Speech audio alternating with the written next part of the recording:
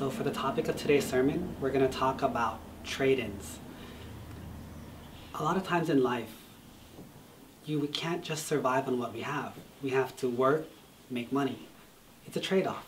You have to use your skills, use your labor, use your body, and trade it for some sort of currency or money. Then you have money, but you can't live off of money. You have to buy food, pay for rent, so you trade the money for a place to live. You trade the money for food to eat. It's very important in our worldly survival. However, there's another thing. That's for temporary, because we live here temporarily. We are on this world temporarily. We eat, each meal is a temporary meal. So we're trading physical things for physical things. However, there's another aspect to it. When you give charity, when you give gifts to people for birthday presents or for gifts, you're trading a physical object for what?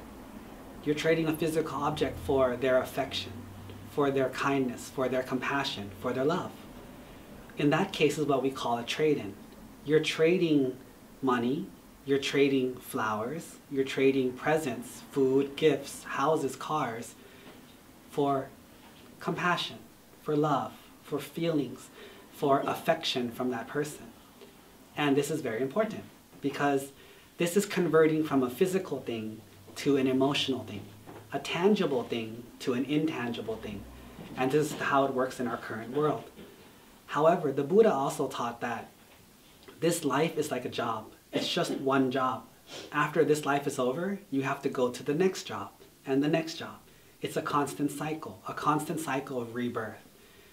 So if you live this life for the betterment of only this life, to make money in this life, to be happy in this life, one thing that we're forgetting to do is we're not preparing for the next life. Just like someone who is living here now and is going to move back to Thailand. You live in America to the fullest of your ability, spend all your dollars and spend everything you have. And you had the best time in America. But now it's time to move back to Thailand. You go back to Thailand with zero money, zero belongings, and you have to go to Thailand and start over from zero.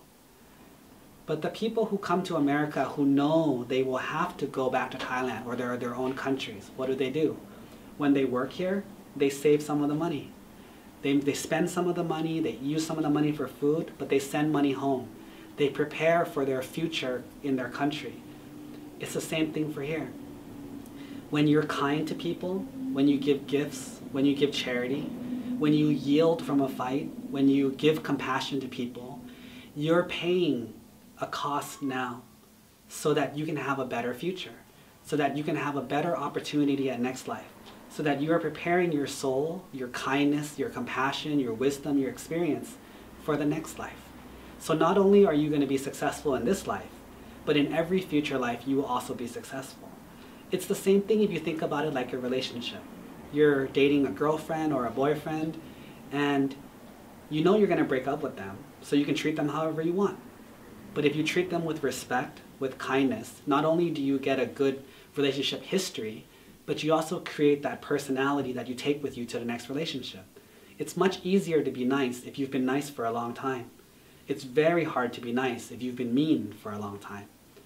And so that's why the Buddha taught that charity, kindness, compassion, yielding, preventing fights and issues is a very important trait and skill to trade. You need to trade your time, trade your effort for these good qualities so that these good qualities will be with you from now until forevermore. And that is the purpose of being compassionate, charitable, and fighting your urges to be attached to things in this world.